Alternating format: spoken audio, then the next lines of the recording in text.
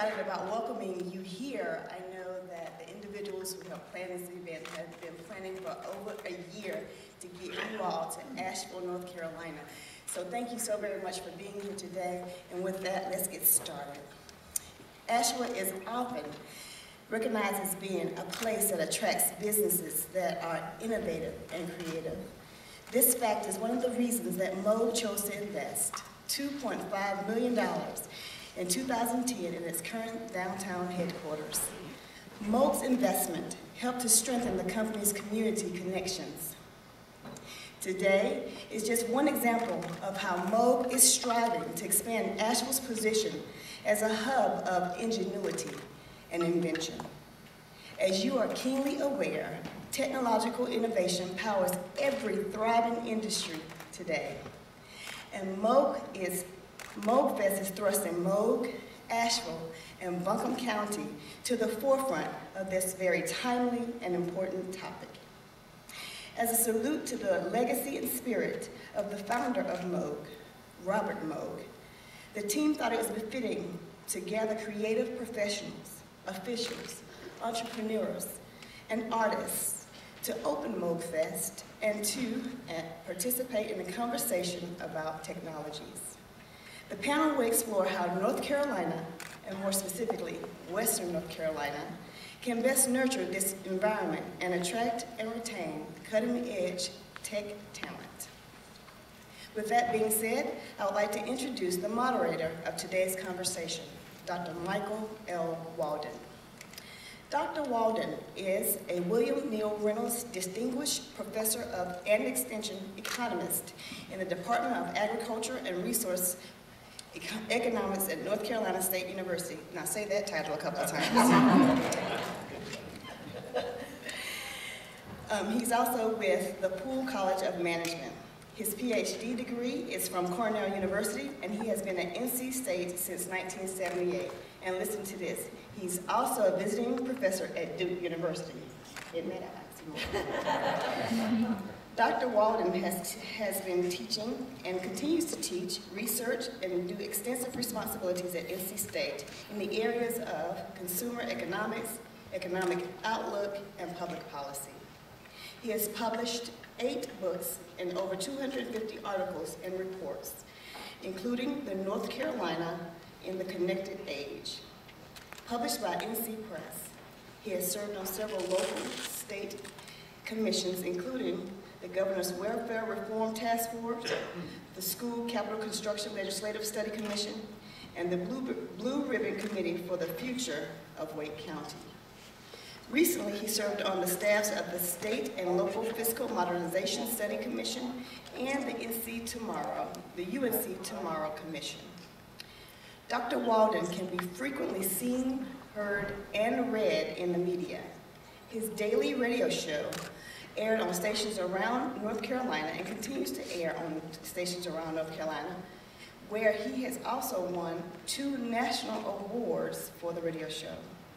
He's often interviewed on local TV and radio news broadcasts, has appeared on NBC, CBS, The Fox Report, The News Hour, and is frequently quoted in such newspapers as USA Today, The News and Observer, The Charlotte Observer, The Boston Globe, The Wall Street Journal, and The Washington Post. His bi-weekly column, You Decide, is carried by over 40 newspapers in the state. He has made over 2,500 personal presentations. I went all out for you. Dr. Walden directs the semi-annual economic forecast, the North Carolina Economic Outlook. He has won numerous academic and public awards, including the Champion Tuck Award for Excellence in Broadcasting, and the UNC Board of Governors Award for Excellence in Public Service in 2010. In 2013, he was made a member of the Order of the Lone Leaf Pine. And so with that being said, I'd like to introduce to you Dr. Walden and the panel.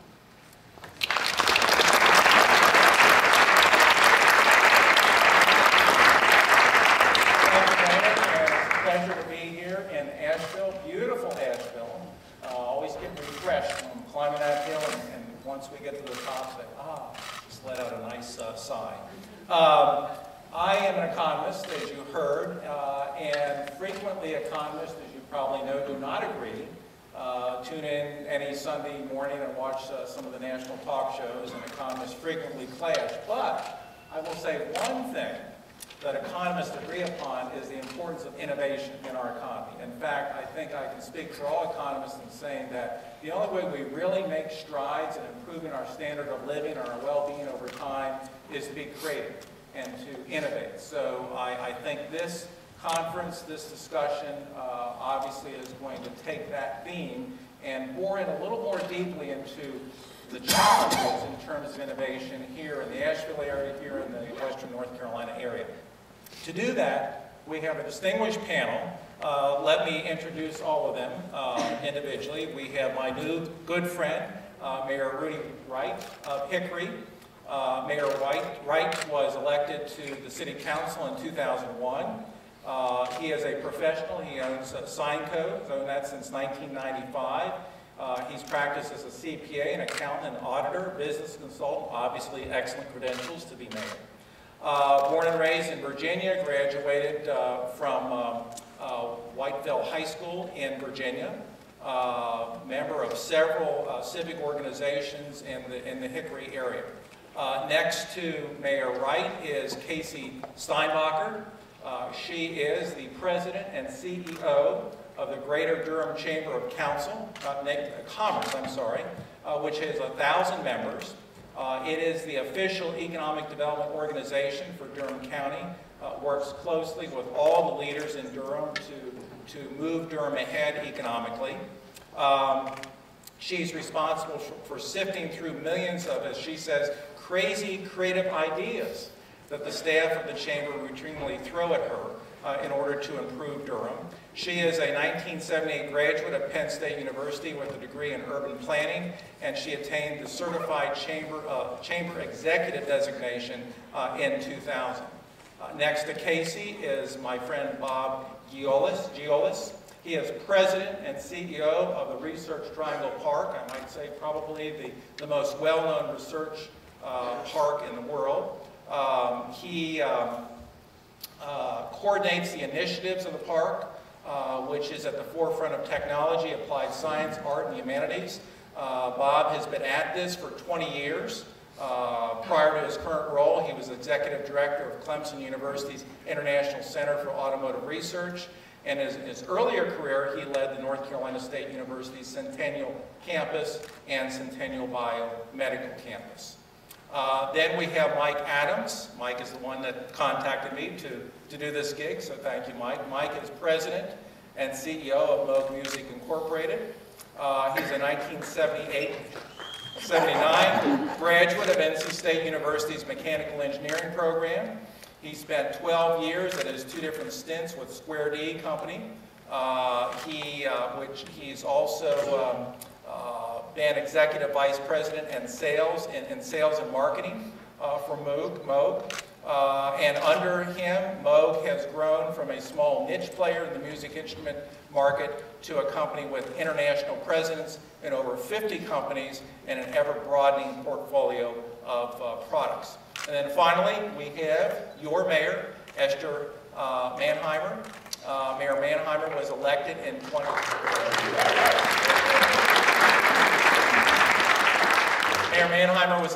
2013. She was first elected to the Asheville City Council in 2009. She was also vice mayor, elected by her peers in 2011. She's the former chair of the City Council Planning and Economic Development Committee, Finance Committee, currently serves on the Regional Metropolitan Sewage District Board of Directors, the HEB Community Economic Development Alliance, the Land of Sky Regional Council, etc., etc. She is a graduate of Asheville High School. She received a Master's of Public Administration and Juris Doctorate degree from UNC Chapel Hill. She's a partner in the Van Winkle law firm, where she specializes in land and commercial litigation. And probably her most important role, she is mother of 3 boys, age 6, 9, and 11. Her husband, Mark, is a social studies teacher at Enka High School. Enka, pronounce that correctly, I hope? Close enough. Well, anyway, that is your panel. And my job is to pull enough out of them, pull a lot out of them that they can educate us on economic development here in Western North Carolina. I'm going to be very boring and just go down the line, and starting with Mayor Wright. And Mayor Wright, Hickory, in case some of our audience don't know, really has transformed itself over the last 20 or so years. Obviously, furniture traditionally was a very important industry, but Hickory has moved into the technology area and the creative area with the data farms, with fiber optic cable, etc. As you look ahead, say over the next 20 or 30 years, what are the challenges you see for Hickory and in general Western North Carolina? What are some of the areas that you feel as if you need to move on and improve on to create an even better economy in the Hickory area? Well, first of all, I would like to correct you on one thing. This state and Duke guy could not bring himself to say that I graduated from Virginia Tech. Sorry. But the Hickory has traditionally been the manufacturing location.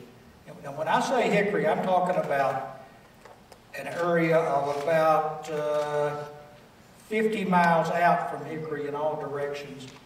And our metropolitan area is 367,000. We have a sort of unusual situation that Hickory at 40,000 is the hub of the metropolitan area. And so you can imagine that it's easier to make change happen when you have a city like, for example, Knoxville is 290,000 of the 310,000 people in Knox County. I'm giving you the background to tell you the things that we have to do, the collaboration that we have to make happen in order to have an impact on our area. The manufacturing work base in the 90s was over 50% of the jobs in our metropolitan area. Today, it's under 30%. We have lost 40,000 manufacturing jobs. But the country as a whole is under 9% manufacturing now. So we're trying to hold on to manufacturing. You can imagine, for political reasons, people want to hold on to what they understand. We want to hold on to that at the same time that we're embarking in other areas such as the data farms, solar energy farms, and of course fiber optic cable. We are blessed to have Corning and CommScope, two of the largest fiber optic cable manufacturers in the world, along with still a solid base of furniture and textiles. Our challenge is going to be hold on to manufacturing, expand manufacturing, and at the same time create the jobs in these new industries and attract the people with the talents and experience and education to make that happen. Casey, you are obviously involved directly in the Durham County economy. Durham is a city-county that really has also transformed itself, we think, decades ago, tobacco manufacturing. But probably symbolic of the change is what has happened to the American Tobacco Factory in downtown Durham. And of course, Durham is now known as City of Medicine, City of Technology. How did that happen? And I think we all agree that it's been a success. How did that happen, and do you see any transferable lessons for Western North Carolina? Sure. That's a really, really good point. Durham, North Carolina, part of the Research Triangle region, was probably the largest manufacturing piece of the Research Triangle region back in the 50s and 60s. American tobacco and textile mills were actually not only the major employer, but they were the center of downtown. So if you come to downtown Durham today, you will still see over 3 million square feet of old tobacco and textile warehousing located downtown. When those industries left the community, we were, I think as a community, trying to figure out how we transition from the old economy to the new economy. And one of the best things, well, two of the most important things that were part of that transition were the Research Triangle Park, 80% of which is located in Durham County, and Duke University, which is located adjacent to downtown Durham. And I think Durham eventually figured out what it needed to do was to take advantage of those two assets and figure out how we take advantage of the intellectual infrastructure that we had at both the park and Duke University, and at the same time put into play those incredible built structures, built environments that were essential parts of the downtown community and how they could play off of that. We are very lucky that we have a family in Durham by the name of the Goodmans, who actually bought the original American Tobacco Warehouse campus, which is 1 million square feet of tobacco campus located actually in downtown Durham. They also happen to be the owners of the Durham Bulls, and we're getting ready to relocate the original Durham Bulls stadiums somewhere else. They were looking for a larger, more modern facility, and they did that by partnering the two. So they bought the American Tobacco Warehouse, all 1 million square feet, which was 100% vacant at the time, very dilapidated, close to being condemned. And across the street, bought the parcel of land across the street and actually put the Durham Bulls facility there. When they started renovating the American Tobacco Warehouse district, that area, what they found was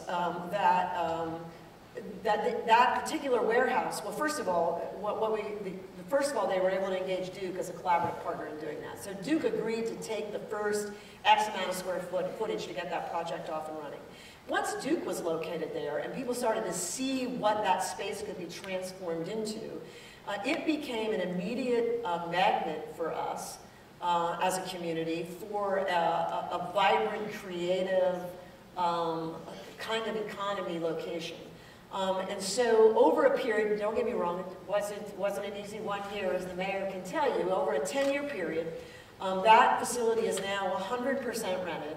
And it is full of all kinds of creative economy kind of companies that occupy that location.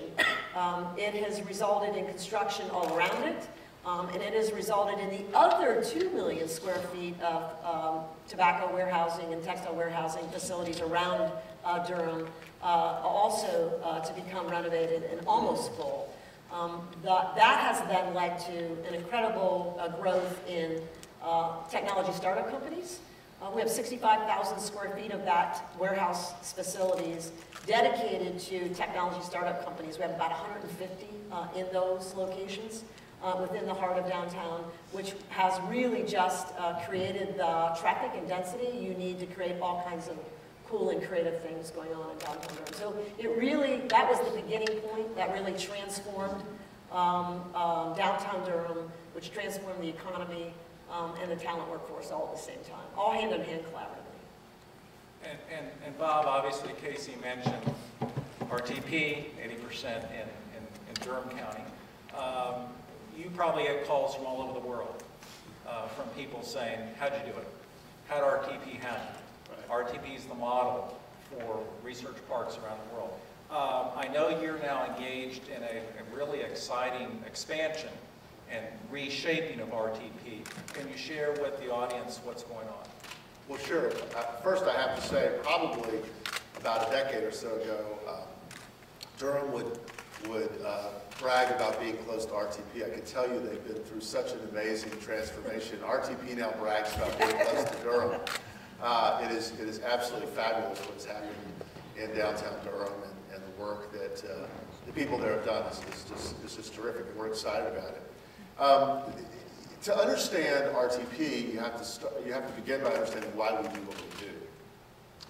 Our mission statement has been the same for 50 years. And it doesn't say a thing about land development, although we have 7,000 acres. We're the largest research park in all of North America. 40, 50,000 people work there every day. 190 companies are there, 22 million square feet. All of those are important data points. But what really is significant about RTP is that our mission is to support education, create meaningful work, and help lift up all the people of the state of North Carolina. That's a pretty wonderful place to go to work every day. And it's an obligation we take very, very seriously. And we understand that RTP not only has changed the region around Raleigh and Durham and it's now known as the Triangle region, even though each city is special and unique in its own right. But we changed, really, in many ways, the destiny of North Carolina. A little over a year ago, I traveled here as part of a statewide bus tour we did, and I sat down with Chancellor Ann Ponder from UNC Asheville, and we had a conversation about what RTP meant to the people of Asheville. And she shared with me that it means a lot because in many ways, when you say North Carolina around the world, people think of RTP, and therefore, for all our communities, it provides a special credibility, and we're very proud of that. All that being said, the world is dramatically changing, and while people, my age, 49 and older, and a few younger, know what RTP is and its brand and its recognition, what concerns us is, will 20-year-olds, 20-somethings, and those younger look at RTP in quite the same way, based on the fact that we have global competition. And so we have begun a process that we call redevelop, reconnect, and reimagine with RTP. And the redevelopment is a plan that will bring amenities and services into RTP. We're 7,000 acres. We're half the size of the island of Manhattan, and you cannot buy a Starbucks coffee anywhere in Research Triangle Park. Now think about that. That may be the unique characteristic. I know. I just use Starbucks as an example. It could be a local coffee shop.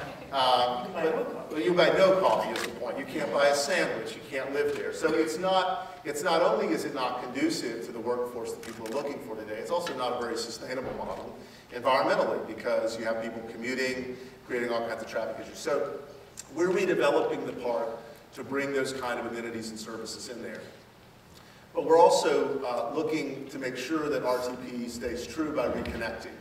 The way we redevelop should be in service to you, in service to this audience, to other communities around North Carolina. What do we do to make RTP valuable to you? And so by reconnecting and listening and engaging with you in conversation, we can do a better job in building RTP for tomorrow to be a place that continues to be of service to the state.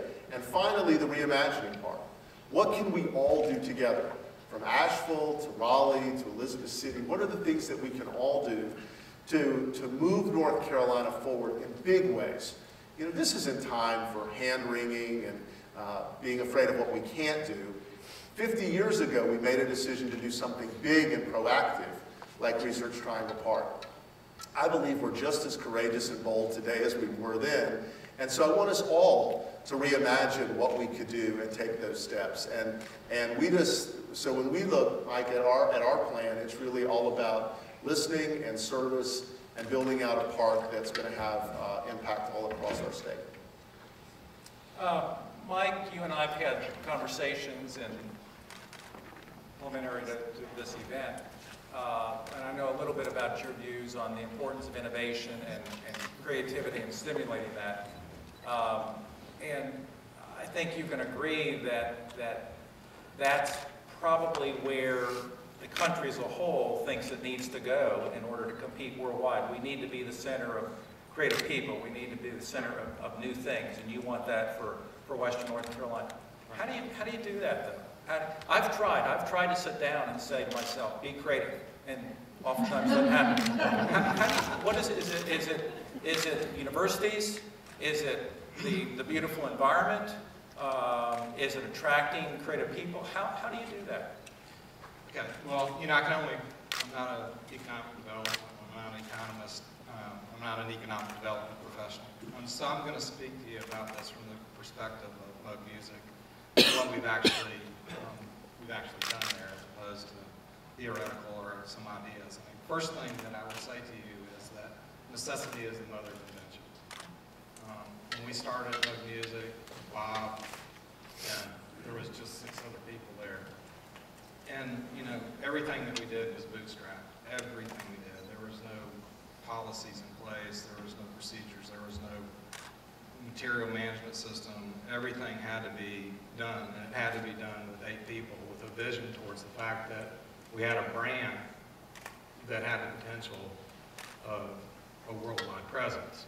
So we knew from the very beginning that we were building a foundation. But I don't think that you can just hand people stuff and they're going to do things. You can make it easier, and there's certainly a financial aspect to it that you have to think about.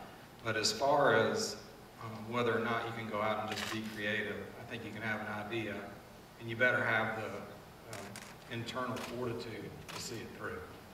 And actually, that's in part what Moogfest is about as well. But that's my first thought about it. The second is that we started out with a purchase order for $750,000 for a product that we had. And we went to the bank and we said, Mr. Banker, we've got this purchase order. We need to buy fixtures, material, et cetera, in order to make this $750,000 purchase order real. Today, I talked to that banker and he said there is no way that he would have given me any money on that purchase order. You know, and so that's a real issue for entrepreneurs because you have to be able to get money. And then the third thing is, of course, you know, to be careful about the regulatory environment because you don't want to stifle them right from the beginning with overburdening regulations. And then the final thing that I would say about that is that as businesses grow, and we're seeing this happen right here, and we're seeing this with Moogfest, we have a responsibility to, as successful business people, to help bootstrap the next generation. And again, I take that responsibility really seriously. We're going to see, as a result of this, I hope, an investment in the area because we're perceiving, or hope to have people perceive the area as friendly to businesses and in support of the Research Triangle. And I think it's amazing what Casey's been able to do in Durham. And I have to right now just say there's been 27, including the Van Winkle law firm, local sponsors who come on board to share this vision for Moogfest. And I think that's a real serious responsibility. And not every business owner thinks of it that way, but the public part of economic development is not going to carry us the whole way through. It has to be a private-public partnership. Well, Mike, I might say, thank goodness you're not an economist, so that's, I view that as Madam Mayor, if you would, could you dovetail on what Mike said? You are obviously the mayor, you're a lawyer, you are interested in the future of Asheville, this region. Do you see some impediments out there, financial impediments, regulatory impediments, other impediments that are in the way of entrepreneurship and innovation and creativity? Well, let me first just say, because I'm a politician and a lawyer and all those other things, and I want to just say right now that we need to recognize Nathan, you're tweeting, I know you're tweeting right now, Representative Nathan Ramsey, who's here with us, one of our state representatives, as well as Councilman, and I'm sort of half-blinded here, but I believe Gordon Smith I saw and Mark Hunt are here. So thank you all for being here. And the director of our Chamber of Commerce, Kit Kramer, is here as well.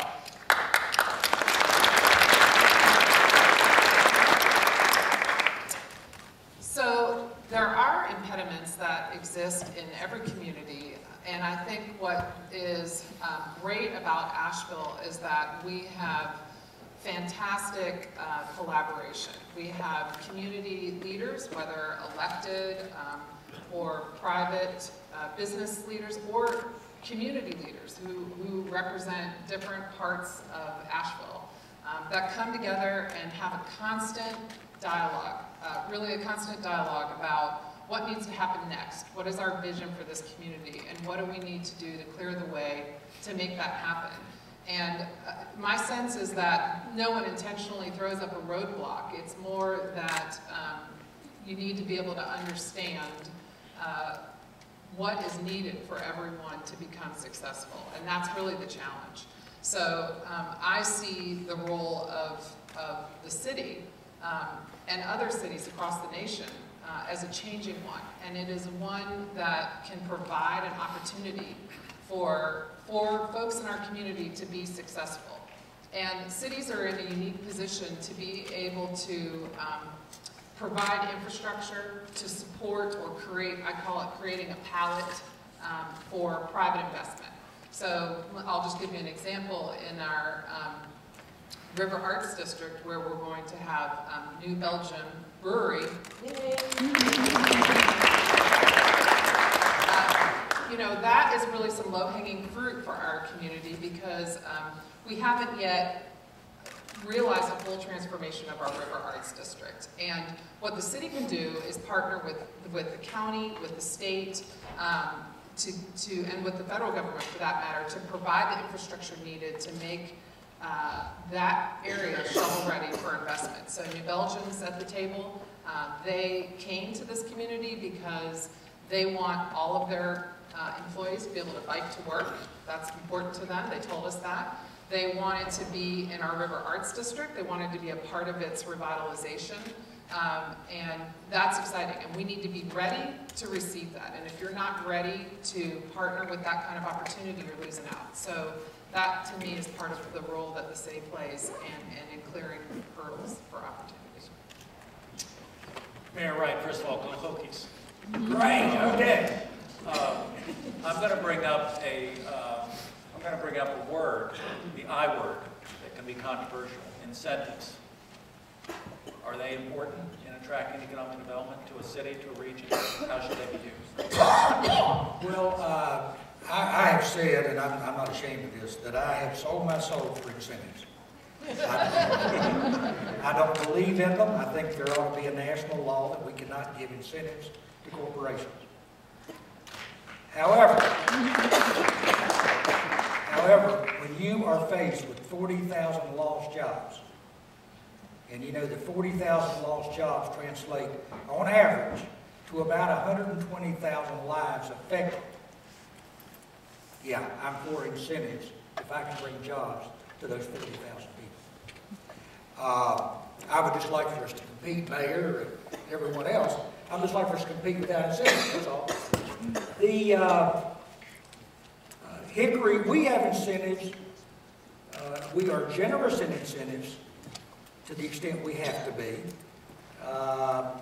We are careful not to undersell a prospect, okay? We want those jobs. And this is a different era. I remember when the governor came out for announcements that a new company, a division of a large company, etc., is creating 2,000 jobs. The governor would come out for that. Well, now the governor's come out for 100 jobs. It's a different time. And it is dog eat dog, Mayor, you know that, the competition we have. We have incentives in Hickory to tear down old buildings. We will pay half the cost, up to a certain amount, to tear down a building that's obsolete. And we've had a lot of success with that. We are very proud of the incentives we've given, mainly tax abatement for a period of time. You need to talk to me when I get to going too far, okay? I never talk too much, but sometimes people listen too much.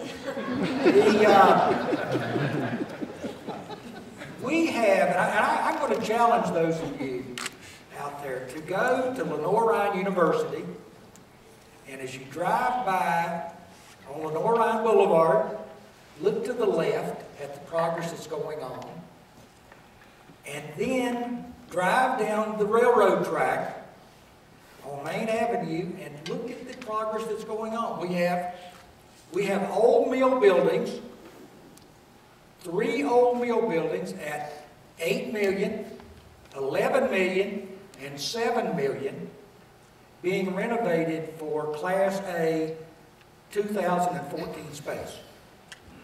The city's going to have about $1 million in there. Now, when I say $1 million against 8, I used to be a CPA, 8, 7, 15, and 11 is 26. $1 million on 26 is a pretty good return. And our original manufacturing company. Some of you may have heard of Piedmont Wagon. We made the wagons with the wooden wheels, the spokes, 100 and some years ago. A company called Cornerstone United is taking that building.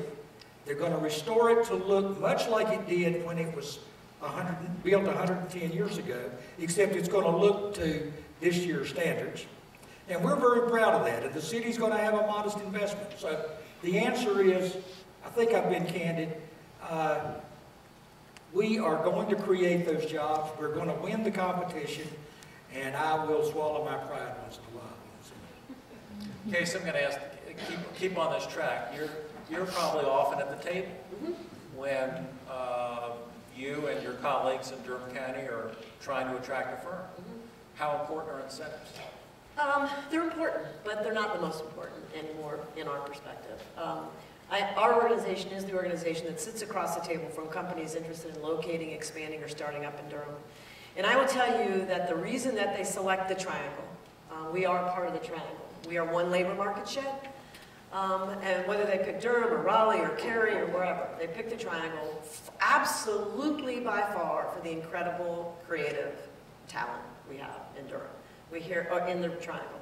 We hear it over and over and over again.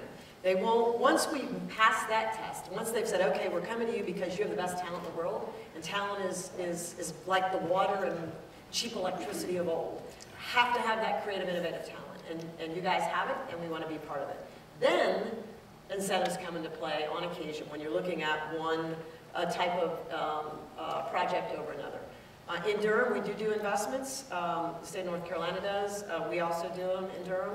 But I will also tell you that on average, over the last 10 years, over the last 5 years, less than 8% of our investment and less than 6% of the jobs created have been incentivized. A lot of the incentives that we do are done through public-private partnerships. The example that I just used with you in American Tobacco, the city kicked in the construction of all the parking decks so that the development project didn't have to actually cover the cost of all the parking decks associated with 1 million square feet of office space. The developer did the rest themselves. So we're incredibly creative. We use them only when we have to. And essential, which we firmly believe in Durham, 100% performance-based. So you have to perform. After you perform, you get the incentive. There's no upfront money. The performance is specifically detailed in the contract. You have to provide evidence. And I will also tell you that about 38% of the incentive deals that we approve actually don't actually get the incentive dollars because they haven't met the performance measure. They do it anyway, but they haven't met high enough performance measure for us to participate in. So incentives, it's part of the game. I agree with the mayor, it's part of the game. It would be nice if we didn't have to do that. We try and do it as judiciously as possible. But we don't even talk incentives until they've made the talent decision. And that's where we spend the vast majority of our time.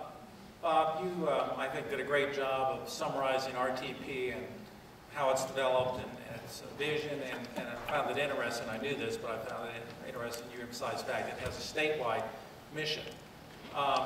You're well aware that if you look at a map of North Carolina, we don't have even economic development everywhere. Turns out, actually, Asheville is doing very well in terms of job growth. Obviously, the Triangle, Hickory, not as high, but still adding jobs.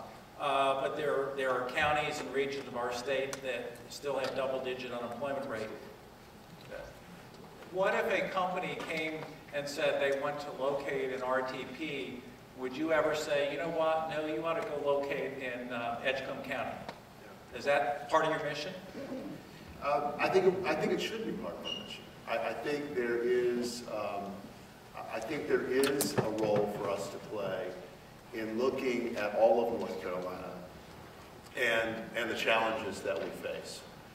Look, we as a region, as successful as we are in the Triangle, we can't survive long-term if we're an island of prosperity in a sea of despair.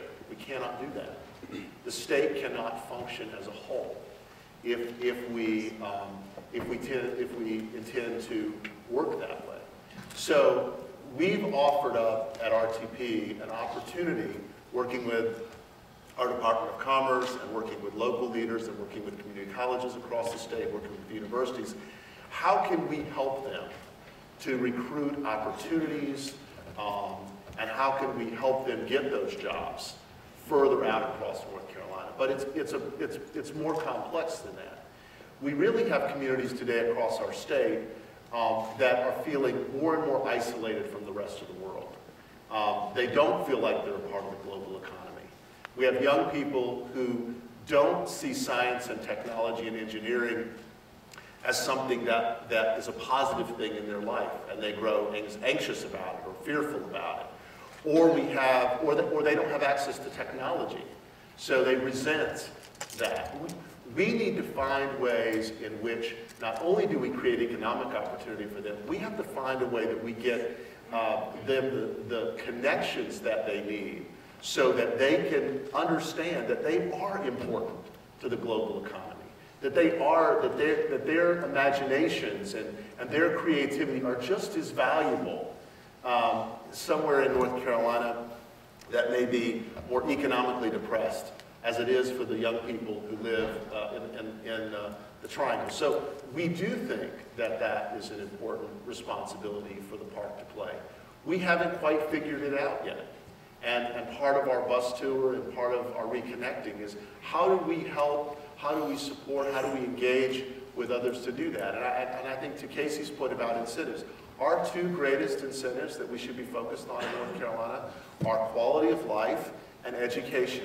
You want to know what brings jobs here? Great quality of life and great education.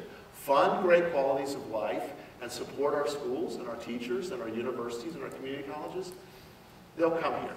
Jobs will be created. And that's what we've got to be thinking about statewide.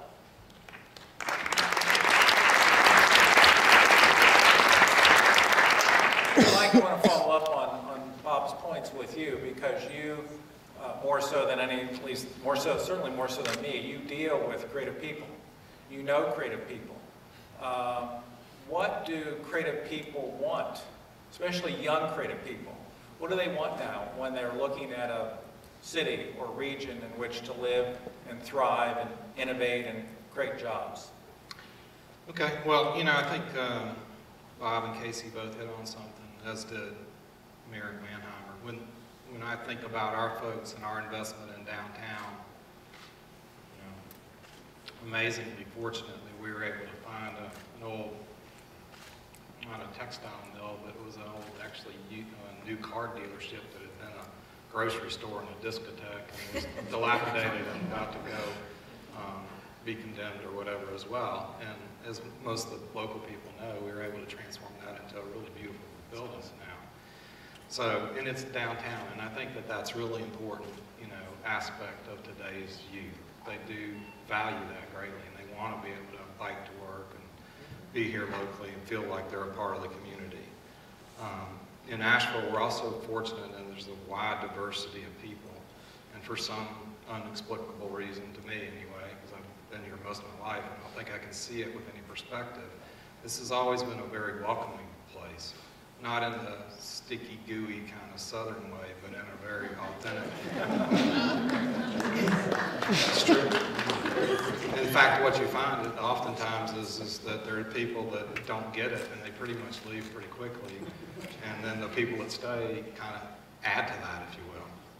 So, you know, that's all been great. And what we've done in the last 25 years here to transform our downtown into a very livable and welcoming place has been fantastic. And I can't thank the people enough who had the vision to do that. But my concern is that it's not a path that we're on that's sustainable long term. And we've got to transform this area in this state. And I think one of the reasons that Bob and Casey agreed to be here is because they see Asheville as a cool place. And they see how branding Asheville and by extension the Moog brand onto Asheville can reflect back onto the RTP and to Durham and the rest of the state and attract. We get a lot of people that come up here every weekend from Charlotte and Raleigh and Durham. They love coming up here. And so the more that we can do to make our community the place that creative types want to be and live or just visit, the better off the state's going to be. Mayor Mannheimer, several, Bob and the other panelists have talked about, and you've talked about, public-private partnerships and creating the kind of infrastructure in cities that's attractive to creative people, to innovative companies, etc. That takes public money. As a mayor, and you look at the sources of revenue for a city like Asheville, do you have the revenue map that you want? Do you have the revenue sources that you want? Do you have, or do you need some other tools? I'm glad you asked that question. you know, Asheville's a city of 86,000 people, but is really a hub for Western North Carolina. It has a much larger metro area. I don't know what our number is, 246, comes to mind, some thousand, something like that. We have one of the largest daytime, nighttime population changes in Asheville. We get 50,000 people a day coming into Asheville, whether to live, work, or play, as we say. Not live temporarily, they don't spend the night here. And what that means is that it's expensive to run the city. We have a higher call volume, 911 call volume. We have heavy demands on our infrastructure, and we're limited, and I won't get into all the politics here, but we don't have a hotel tax that comes directly to the city. Everyone knows the shock every time I say that, because other cities do have that revenue. We don't have any kind of a food and beverage tax or anything like that, and we're not asking for that. So what we've done as a city is designed a plan, a long-term plan that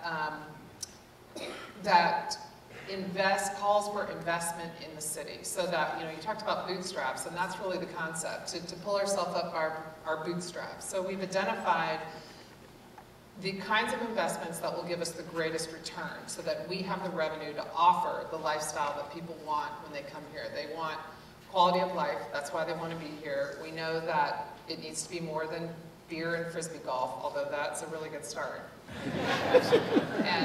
and so we have underdeveloped areas of our downtown that will really bring us a great return if we can create an opportunity for private investment in an area we call our South Slope, is kind of our emerging area, and also, as I mentioned before, in our River Arts District. So because Asheville in particular is unique in that it's hemmed in somewhat financially because of the lack of revenue opportunities, we've come up with a plan to address this, and we think it's a great one, and it's going to work.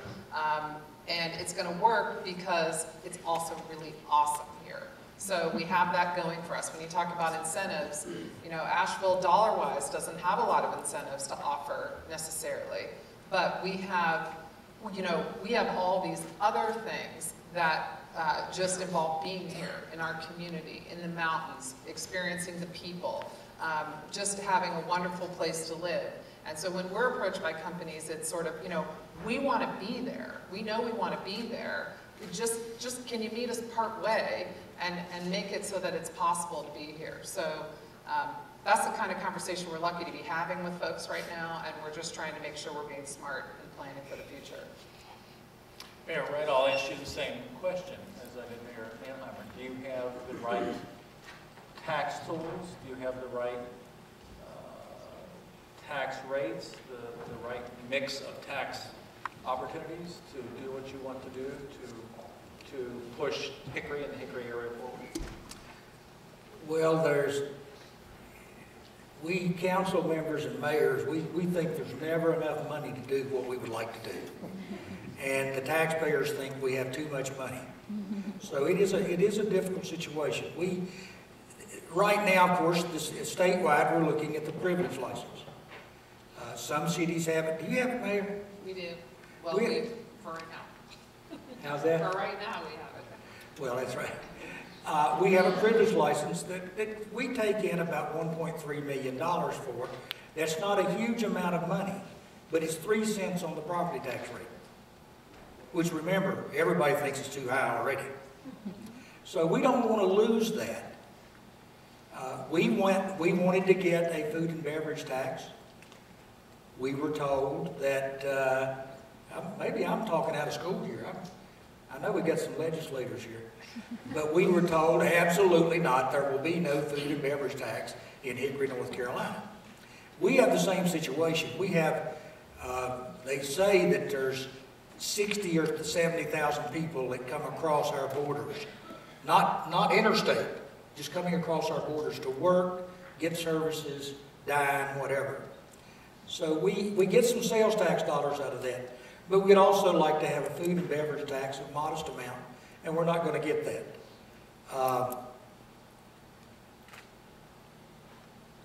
We are very proud of having a tremendous record on taxes and reducing the tax burden almost every year.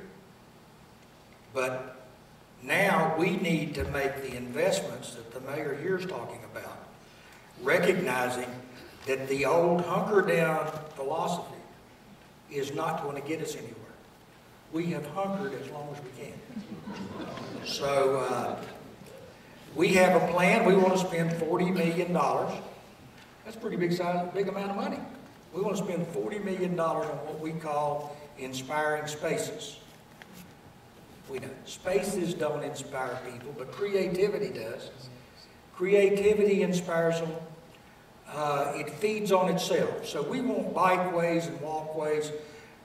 We're tired of being a meal town with broken down old buildings.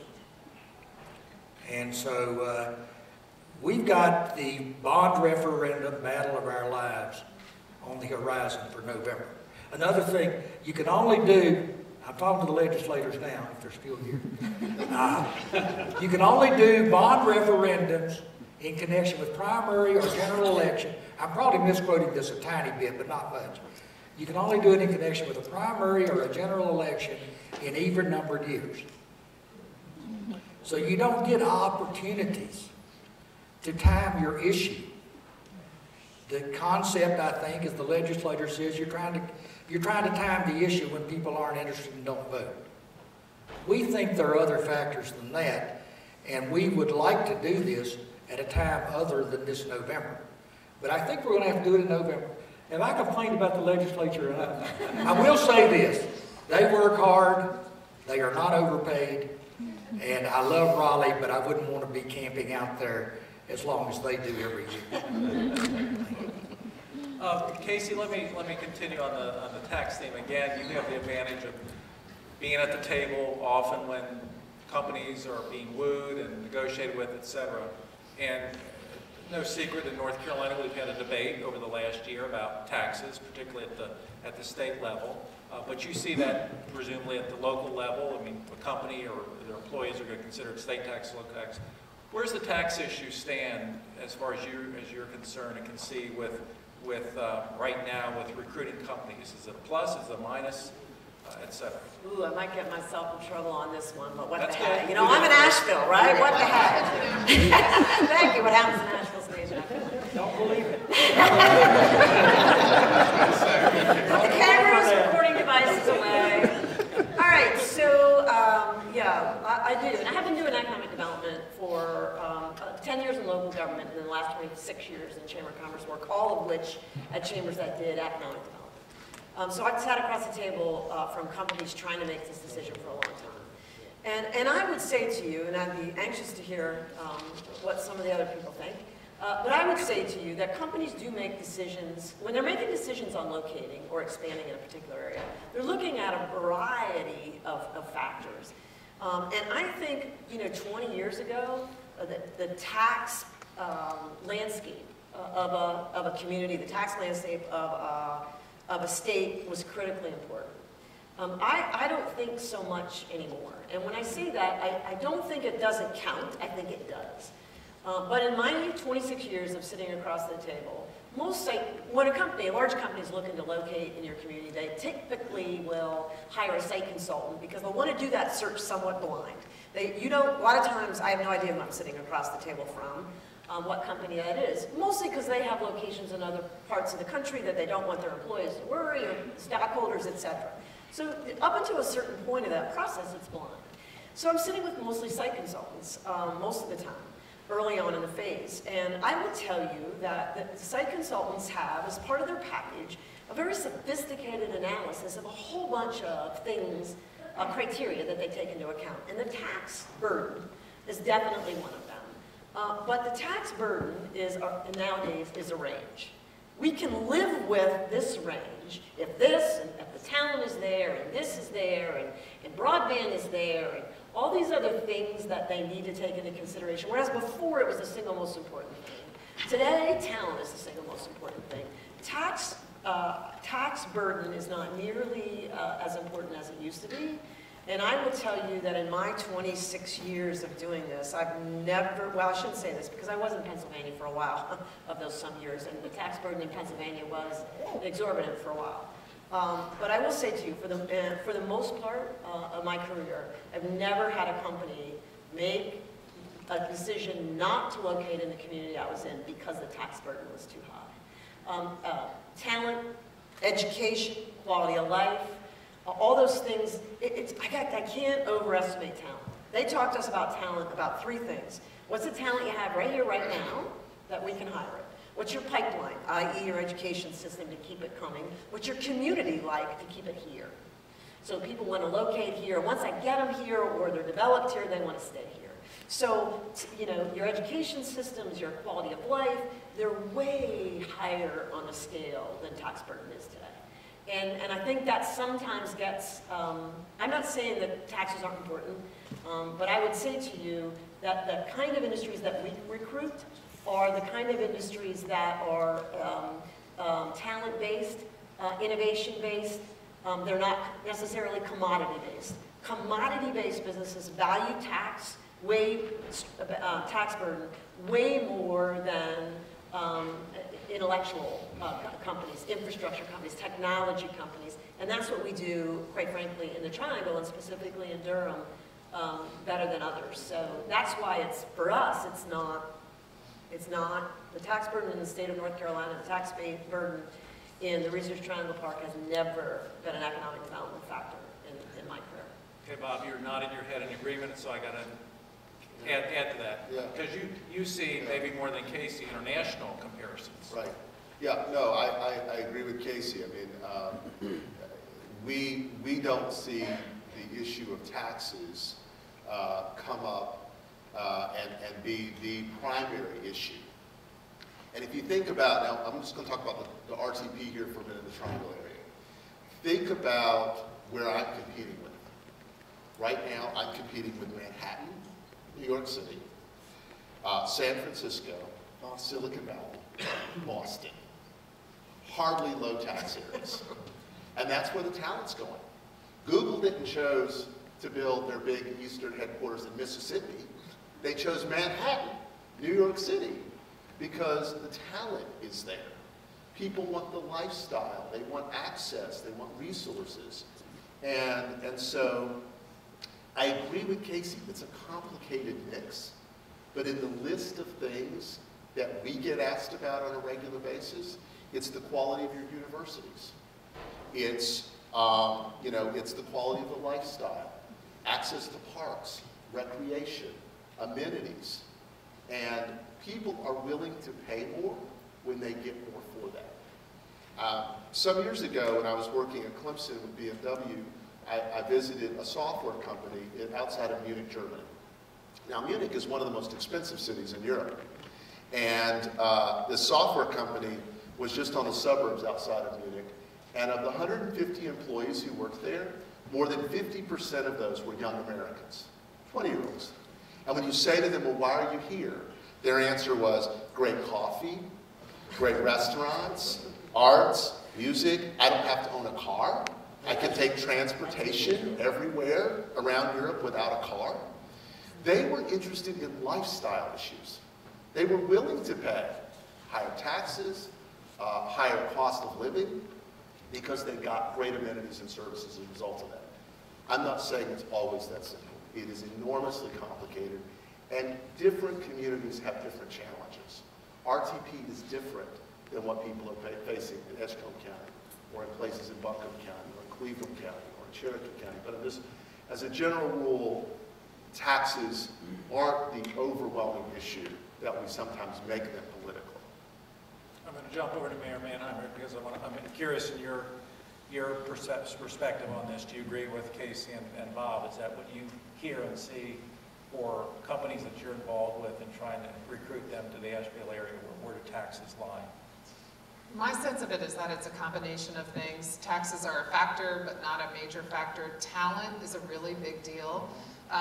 Asheville just landed a GE aviation expansion, and one of the things GE told us was that their existing facility here was one of the highest output per person.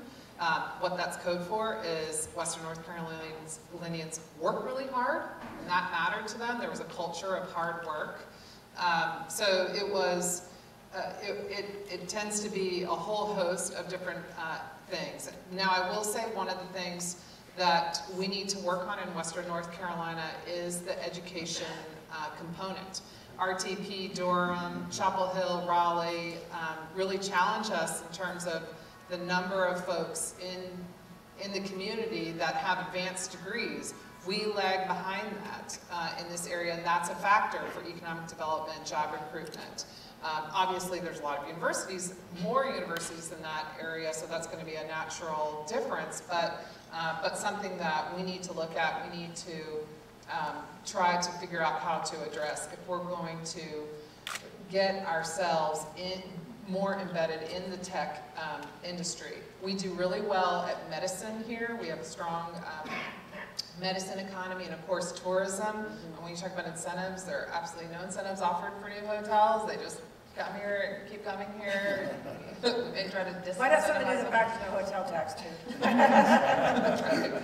So, that's right. So that for us to be able to expand into a more high-tech economic development area, we're going to need to look at education and getting that talent here, or leveraging the talent we have here right now. You know, we don't have really high taxes here in this area. You know, as a city, we always look at our tax rate compared to other cities across the state, as a county, and we're really competitive in that area. That's not a big deal.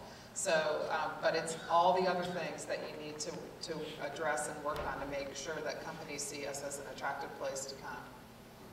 Mike, would you agree education is a key hurdle? We've, just recently, from the early days when we trained everybody, and people worked up their way through our system, to today where it's a little bit larger organization and we need people to come in and be productive right away. The last 3 people that we've hired have been from California, because we don't even have the kind of people we're looking for that I know of in even the RTP area. The people that do the kind of software development that we're interested in come from California. And how do you change that? Is it money? Is it programs? What needs to be? What would be your recommendations? I think we just got to focus on our education system a little bit more. Mayor, how about the education system in Hickory, the Hickory area? Well, we one of our shortcomings in Hickory is, and again, when I say Hickory, I'm talking about 370,000 people. Metro. The metro. One of our shortcomings is educational attainment, and a lot of that was that we had a lot of those hardworking people who knew they could take a job in one of the mills, do production, be efficient, productive, buy a house, mother stays home with the kids, okay? That was the model. We are working hard to bring that up by bringing education opportunities to the people through an Appalachian State Education Center. You can, well, of course, everyone knows you can get online degrees anywhere, but you can, I think, get a 4-year degree and not ever have to leave Hickory from a public university. Of course, Lenore University, who recently expanded here, we were proud to be here for that. We're proud of the input that they have and the kind of people they bring to Hickory, and many of them stay. But those numbers pale by comparison to the other metropolitan areas. That is something that we want to work on. We do talk about educational opportunities within our region, but I spend a lot of time in Raleigh and Boone and other places trying to get a branch of Appalachian in Hickory, and with the budget situation what it is now, I don't know that that's ever going to happen. One issue we've not talked about, which is a public sector issue, but it's been hinted at, but different issues depending where you are, is transportation. The perspective of Casey and Bob is going to be different than the perspective of people in Western North Carolina. How do you see transportation issues obviously where you said, Casey, affecting economic development, economic recruitment, and what do we do about them? Yeah, really good point. I think that's the next big issue, especially for us. We've been trying to get ahead of it as part of this description of this new talent, this new creative person who doesn't want to have a car, that wants to be able to live, work, learn, and play. If they do have to use transportation, they're looking for public transit. The Triangle as a whole spent, as you well know, many years trying to come up with a regional transit plan that would connect Raleigh, Durham, Chapel Hill through high-speed rail and through commuter rail. It took us a long time, 2 or 3 times to get it. We finally did all agree on a regional system, a regional plan.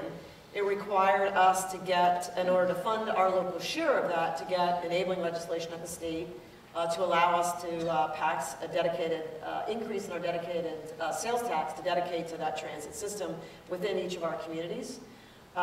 We got that legislation finally passed, and then 3 years ago, and then each of us as individual communities, as individual counties, in our case Durham County, in Chapel Hill's case Orange County, and Raleigh's case Wage County, then had to put a referendum on the ballot for half-cent sales tax dedicated for, along with some additional licensing fees, dedicated to our individual portions of the project and then the regional portion of the projects. Durham put theirs on the ballot first. It was approved resoundingly, 63%. Approved the increase in half-cent sales tax dedicated for transit. Orange did theirs the following year, also approved resoundingly, 60-some% for theirs. We're still waiting on Wake. They have not opted to put it on the referendum on the ballot. Now, in all fairness to Wake, Wake has multiple political jurisdictions within its county that it's got to figure out its own internal transit plan to keep all of the political jurisdictions within inside Wake County happy. But we have begun ours. The route between Durham and Chapel Hill has been approved for us through the federal transit program to begin environmental design. That is obviously the first phase of a 5 to 8 year process, but we have begun that this year. We'll spend about $30 million on the environmental review to create this system. We are absolutely becoming a community that needs transit, public transit, if we're going to continue to be able to have that place that the creative worker wants to live in. And it's essential. Obviously, a big part of that is also connecting to the Research Triangle Park. The park has been an adamant supporter of ours in getting both the legislation and the referendum passed. Just as an example, we talked earlier about in-migration. We talked earlier. Durham immigrates about 50,000 workers every day into our corporate boundaries inside Durham County, the vast majority of which are going to the Research Triangle Park, the vast majority of which are from Raleigh, Wake County, and Chapel Hill. So transit is essential for a whole bunch of reasons for us to grow, and public transit is an essential part of that. Now, that's not to undervalue roadways, and that's not to undervalue air and all the other things, but public transit, unique and different and affordable, accessible public transit is a big part of our vision for Durham and for the Triangle. And Bob, I suspect transportation, some of the issues were part of the new plan, correct? Yeah, it is. I had this great board member, Smedes York, whose father, Willie York, helped develop a lot of Raleigh. And Willie York had this statement. He said, the only place worse than a community with a lot of traffic is a community with no traffic at all. And I remember that every day when I drive in, because I feel like, okay, all these people are going to work and they've got jobs, and it's a good thing. But so there's several issues here. Not only is the transit piece important to Research Triangle Park, but for many people who commute into the park, it's almost a housing issue. For many of them, it's because, let's say within the park, we have administrative assistants, lab technicians, security guards, people whose incomes don't allow them the ability to live immediately outside the park.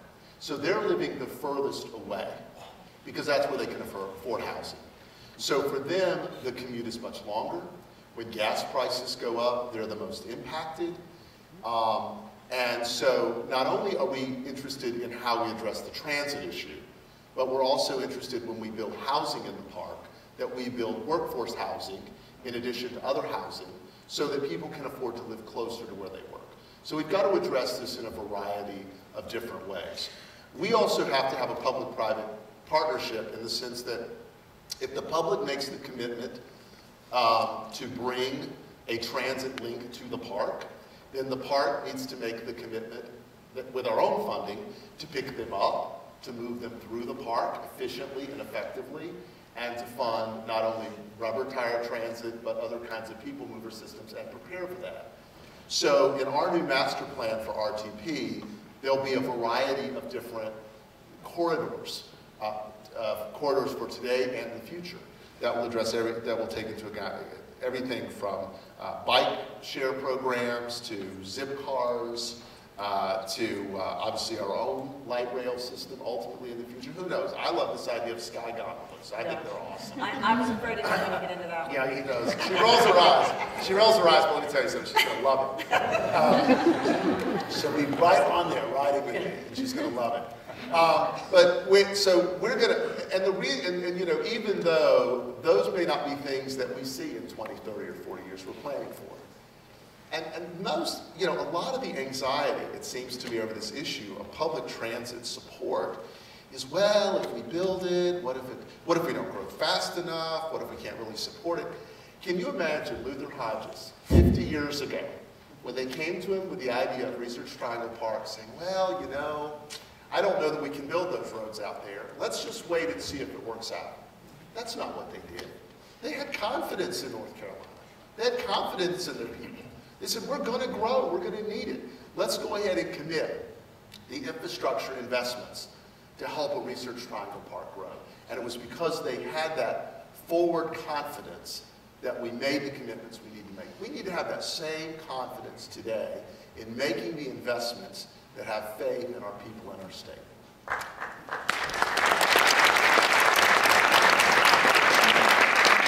Like Mayor, transportation issues in Asheville, Western North Carolina, same, different? How about the air component? Is that a plus, a minus for the region? Anything you want to throw in? Well, I think our transportation challenges are a little bit different because our density isn't quite as great, and transit is very expensive. So what Asheville's done, we have master planning for our transit services. This year, the city is going to, I mean, this might sound crazy to you all, but we're adding a Sunday bus service, which is a big deal for our community. But it's very expensive. But we also have master planning that involves greenway infrastructure. People don't necessarily want to own a car anymore, and we don't want to be totally dependent on that concept. The city and the county just adopted joint resolutions for the redevelopment of the I-26 corridor that comes through Asheville. We are finding that we are situated in a place that provides transit through the eastern part of the United States. So there's trucking traffic that comes through. Part of the reason some of the companies want to be located here is they want an East Coast distribution site, like New Belgium and Sierra Nevada is now located here, and Oscar Blues. These happen to all also be beer, which might be a coincidence. But That's a good thing, I right? love it. Awesome. Right, but one of the components to the I-26 concept that was adopted by the City Council and the County Commission is that it includes multimodal transportation components, so that we're not just connected by roads that cars travel on, but that there's bike ped infrastructure, so you can bike from West Asheville to downtown Asheville, and you won't have to be in conflict with cars as you travel. So that's a big deal. When I was in undergraduate school, I lived in Boulder, Colorado, a community where you can live without a car. I did not own a car. I rode my bike everywhere. We're not quite there yet.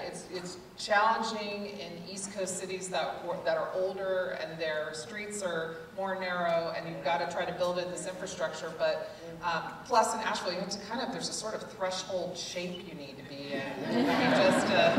That's true. You gotta kind of work up to it. You don't want to just jump on that bike, So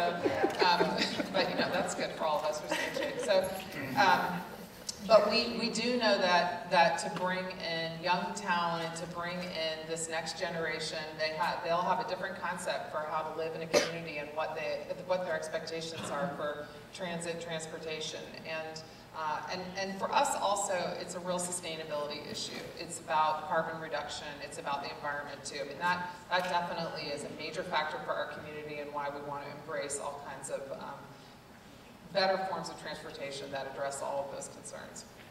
Mike, anything to add? I don't really have anything to add. Well, He walks to work. Yeah, bike or walk to work. So it's, we have a few minutes left. What I'd like to do is go around the panel and maybe limit your answers, Mayor, to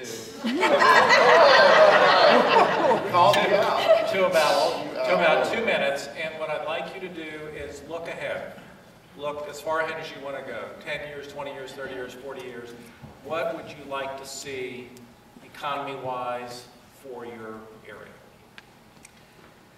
Well, I would like to see a resurgence of manufacturing. Hey, one of the great things about losing manufacturing jobs is the air cleanliness improves substantially. So, you know, it's kind of like whack-a-mole. It's a big thing. I would like to see a reversal in this concentration of people in the large cities. I think we have an awful lot to offer in places the size of Hickory and Asheville. I think that might happen. I know the young people, for example, a lot of them just want to walk to work. Mm-hmm. And I get to live life vicariously through my 31-year-old baby son who lives in Washington, and he belongs to a smart car group, and he belongs to something that gives him the right to steal a bicycle and replace it wherever he wants it. So we want to have those kinds of, we would like to see that kind of impact on Hickory and actually on the United States. Good timing. Oh, for us, I would say I think we're doing a lot of things right. I think concerns I have moving forward is the issues associated with growth. I'm nervous that all those really cool spaces are bought up and are too expensive. So I would really, if I had my druthers, would love to see all of downtown full. And I would love to see it growing towards the Research Triangle Park so that 10 years from now, when Bob is actively doing his remaster plan, you can't tell the difference between Durham and the park because one really bleeds into the other. And we use that space between the two of us, which is 200-300 acres in between the downtown and where the Research Triangle Park is, to do a lot of really the next generation of really cool and innovative things. And specifically around education systems. I think we're trying to figure out what can we do to create that innovative spirit in every 3-year-old that goes all the way till they graduate from college, and we're the kind of place that they want to come back to and stay employed. Yeah, you know, I would like to see Research Triangle Park at the top of every global list of places of innovation around the world. And not because of what's happening just in the boundaries of our park, but because we are working all across North Carolina to create economic prosperity across the entire state. And I believe that that will happen as a result of supporting our greatest resource, which is our people, and that we will have made a tremendous commitment to support our universities, our community colleges, and our school systems in educating our folks, which is the #1 greatest resource we can do here in North Carolina. the economic viability of the state, the city, the county, the region is directly tied to some of the decisions that are going to be made in the next 3 to 5 years. And I think that we need to have brave people to step forward to make some really hard decisions. And if those people do that, and we do see that happening, then I think the long-term aspect or the long-term result of that is going to be a more vibrant economic environment, a more stable economic environment. world that is growing increasingly competitive. It's not just Hickory versus Asheville or RTP versus Asheville, but it's a worldwide competition and a statewide competition. And, this is my hometown, this is my home state, and I want to see us win that battle because it's a real serious competition. Well, what I would say is this, the city and the county supported Moogfest, and one of the reasons the city and the county did that is because we want to seize on what makes us unique and do it really well. And one of the things that's different about Asheville is that we have a strong arts and culture environment. Yes.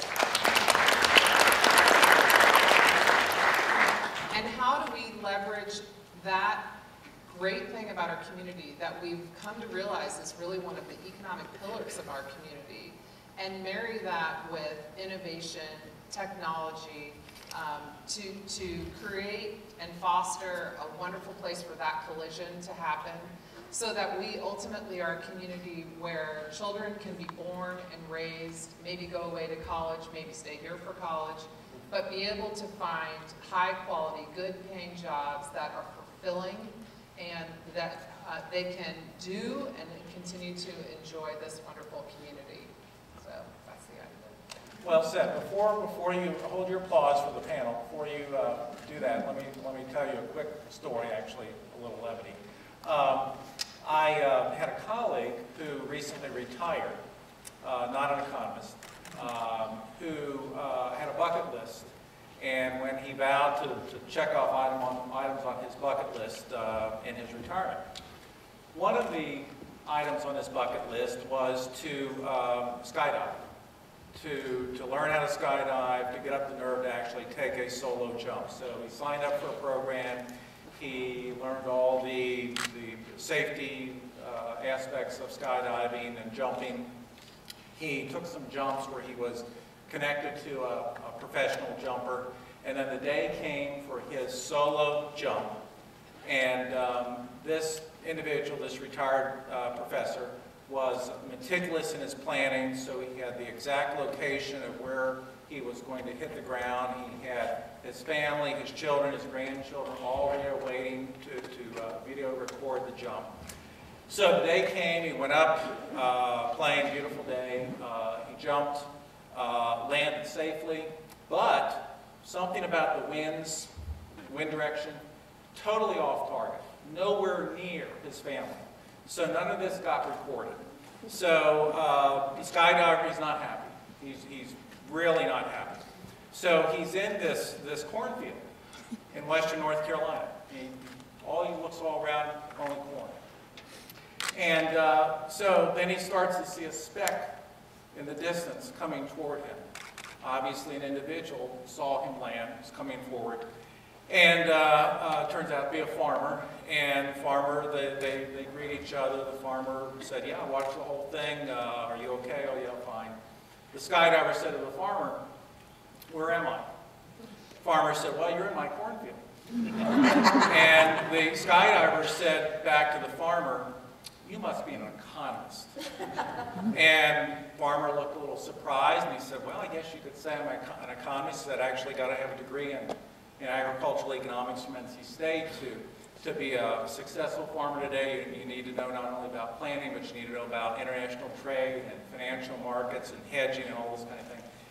He said to the skydiver, "How did you know I was an economist?" The skydiver said, "Because you told me something absolutely true, but of no use to me whatsoever." we did not get that today. We got a lot of truisms, a lot of useful information from our panel, so let's give them all.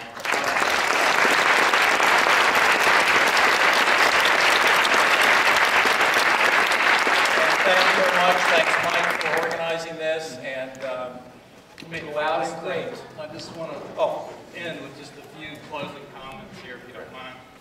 Ask the sound guy to let me come over here and then ask you to indulge me for just a second. This is my party.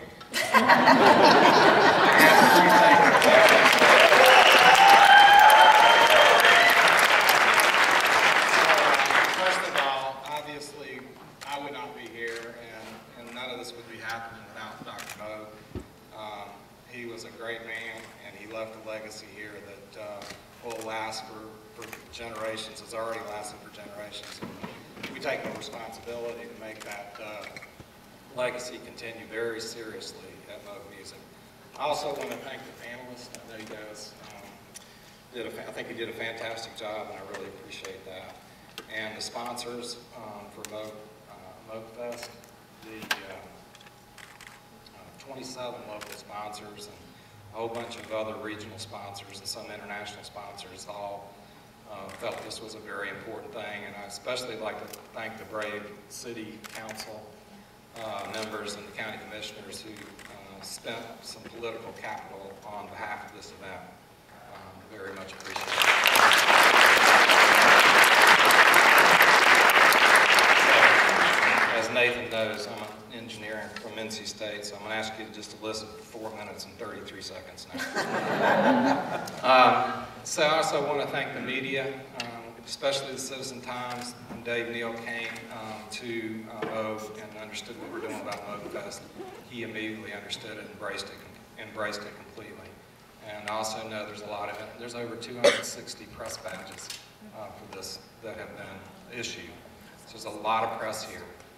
Be on your best behavior. I also want to thank all the Moog folks, a bunch of them that are probably here. Probably most of them are actually working still. Our team's been an incredibly hard-working team.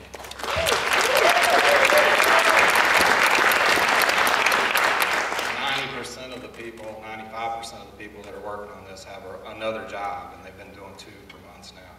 And I'd finally like to thank Emmy Parker, whose vision has guided us. An amazing person, a great asset to not only our company, but this community. The goal of this program was to have people start thinking about economic development. And clearly this has started the conversation, and I consider this panel to be the single most important thing that happens at Moogfest.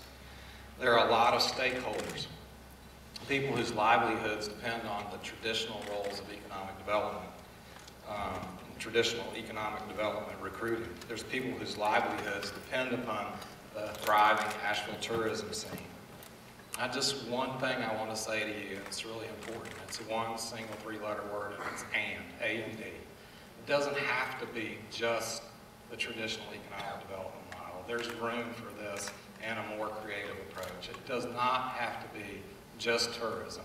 There's an opportunity to do tourism as we have been doing and add this economic development component. And I'm going to be the first one to support something changing with the way the tax structure is done, and I hope the mayor will help us move in that direction. This opportunity that we're talking about here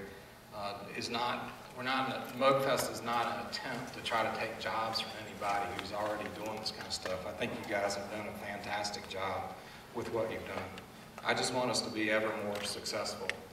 I think Bob mentioned it just a minute ago. It's time for a change. The fact of the matter is the world is changing, and none of us can stop that. We're not the old Asheville. We're not the Asheville that needed to revitalize downtown. That's happened, and it's been wildly successful. We're not the Asheville of the 1980s when William Cecil had the vision, political muscle, and financial means to see that room tax through. We're transforming from an industrial age to an information age to, I don't know what it's called exactly anymore, but there's a group of people who are amazingly creative with all the information that is actually available to them now. And I think we're just on the very, very edge of seeing what the young people that are graduates from UNCA's music technology program that came to me, 10 years ago as music tech grads and now are engineers and operations managers. And why do they do that? They did it because they learned on their own through the internet and, on their own, with their own discipline and will to get that done. I think it's amazing, and I think we're going to see a lot more that happens along those times as we go forward here, and it's just at the tip right now.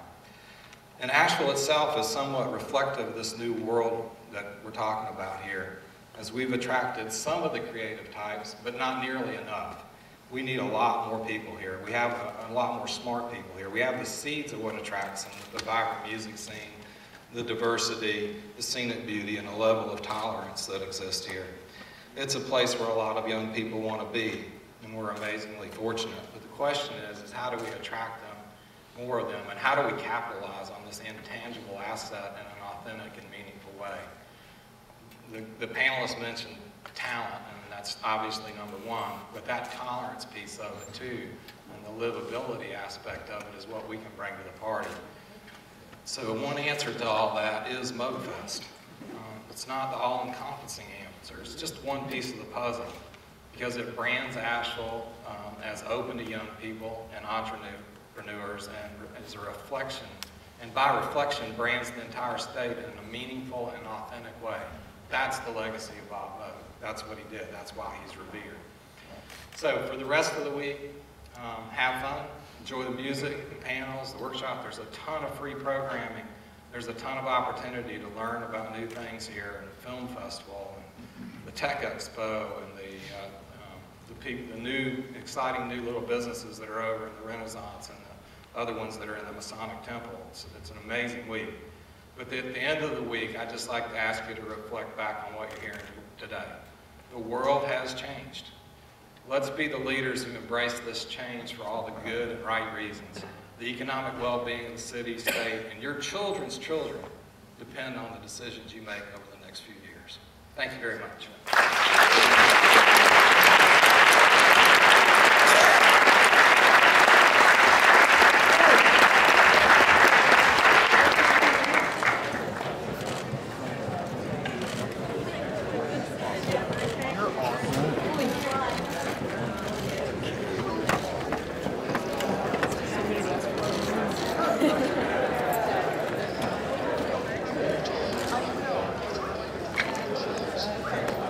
He'll